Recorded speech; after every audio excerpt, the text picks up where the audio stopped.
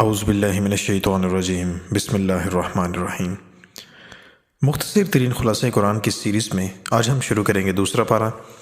دوسرے پارے کا نام سیکول ہے اور یہ پورا پارہ سورۃ البقرہ کی 111 آیات پر مشتمل ہے، جس میں معاشرتی زندگی کے بارے میں احکامات ہیں۔ اس پارے کے آغاز میں تبدیلی قبلہ کا ذکر ہے۔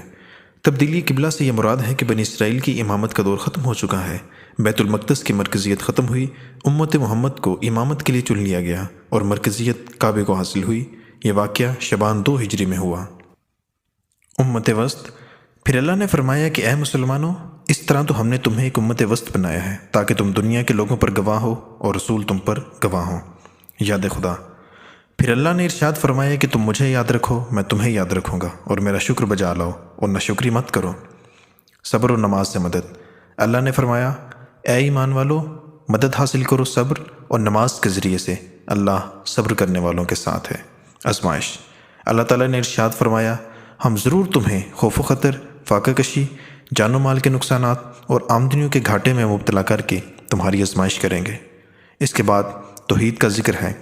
زمین و آسمان، رات اور دن، کشتیوں، بارش اور ہر قسم کی جاندار مخلوق، ہواؤں کی گردش اور زمین و آسمان کے درمیان مسخر بادلوں میں عقل والوں کے لیے نشانیاں ہیں۔ محبت الہی۔ جو لوگ صاحب ایمان ہوتے ہیں ان کی شدید ترین محبت اللہ کے ساتھ ہوتی ہے۔ اس کے بعد معاشرتی زندگی کے لیے کچھ احکامات الہی ہیں۔ نمبر 1، حلال کھاؤ، پاک چیزیں بے تکلف کھاؤ اور اللہ کا شکر ادا کرو۔ نمبر 2، اندھی تقلید، باپ دادا کی اندھی تقلید نہ کرو۔ نمبر 3، حرام چیزیں، مردار، خون، سور کا گوشت حرام ہے، اور کوئی ایسی چیز نہ کھاؤ جس پر اللہ کے سوا کسی اور کا نام لیا گیا ہو۔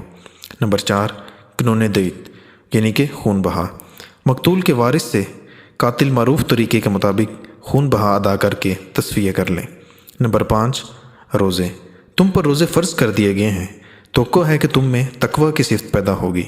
نمبر 6، رمضان میں ازدواجی تعلقات، تمہارے لیے روزوں کے زمانے میں راتوں کو اپنی بیویوں کے پاس جانا حلال کر دیا گیا ہے۔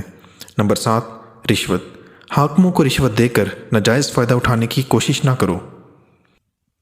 نمبر 8، راہ خدا میں لڑو، تم اللہ کی راہ میں لڑو ان لوگوں سے جو تم سے لڑتے ہیں، مگر زیادتی نہ کرو۔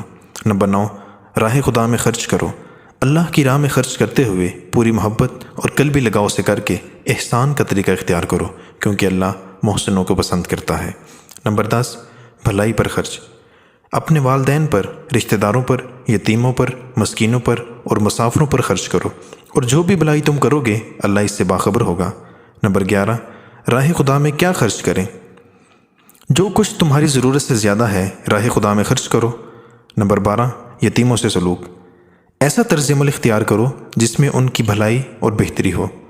نمبر 13، حیض، اس میں عورتوں سے الگ رہو اور ان کے قریب نہ جاؤ جب تک وہ پاک و صاف نہ ہو جائیں۔ نمبر 14، طلاق، طلاق کا اختیار مرد کے پاس 2 دفعہ ہوتا ہے، اگر وہ تیسری طلاق بھی دے دیں پھر رجوع کی گنجائش نہیں رہتی۔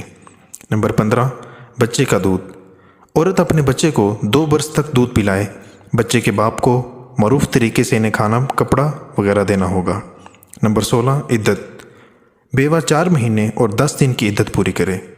نمبر 17، قرض حسن، جو مال راہ خدا میں نیکی کے جذبے سے خرچ کیا جائے نہ کہ نفسانی غرض سے۔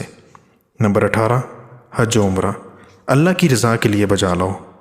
نمبر 19، شراب و خمار، ان دونوں میں بڑا گناہ ہے۔ نمبر 20، نماز، سب نمازیں قائم کرو اور نماز میں اللہ کے سامنے ادب سے کھڑے رہو۔ اور اس پارے کے آخر میں ایک واقعے کا تذکرہ ہے۔ بنی سمول نے طالوت کو بادشاہ مقرر کیا تو لوگوں نے اعتراض کیا۔ جناب سمول نے جواب دیا کہ اللہ نے اسے تمہارے لیے منتخب کیا ہے، اسے دماغی اور جسمانی دونوں قسم کی اہلیتیں فراوانی کے ساتھ دی ہیں۔ چنانچہ جب طالوت بادشاہ بن گیا تو مسلمانوں کا ایک لشکر لے کر جہاد کے لیے روانہ ہوا۔ مسلمان اللہ پر بھروسہ کر کے بڑی بے جگری سے لڑے، اللہ نے انہیں اپنی تائید سے فتح یاب کیا۔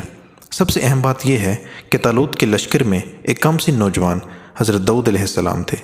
لڑائی کے میدان میں فلسطینیوں کا بہت بڑا نامی گرامی پہلوان جالوت مقابلے کے لیے طالوت کے لشکریوں کو للکار رہا تھا، اور کسی کو اس کے مقابلے میں آنے کی ہمت نہ پڑتی تھی۔ ایسے میں حضرت داؤد علیہ السلام مقابلے پر آئے اور آتے ہی اسے قتل کر دیا۔ اس بہادری کے کارنامے نے حضرت داؤد علیہ السلام کو تمام اسرائیلی قوم کی آنکھ کا تارا بنا دیا۔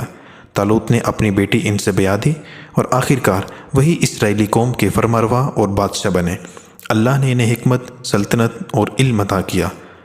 مسلمان جہاد میں ہتھیاروں اور مال و اسباب کے بجائے اللہ پر بھروسہ کرتے ہیں۔ اللہ تعالیٰ سے دعا ہے کہ اللہ تعالیٰ ہمیں قرآن پاک پڑھنے، سمجھنے اور اس پر عمل کرنے کی توفیق عطا فرمائے۔ آمین ثم آمین۔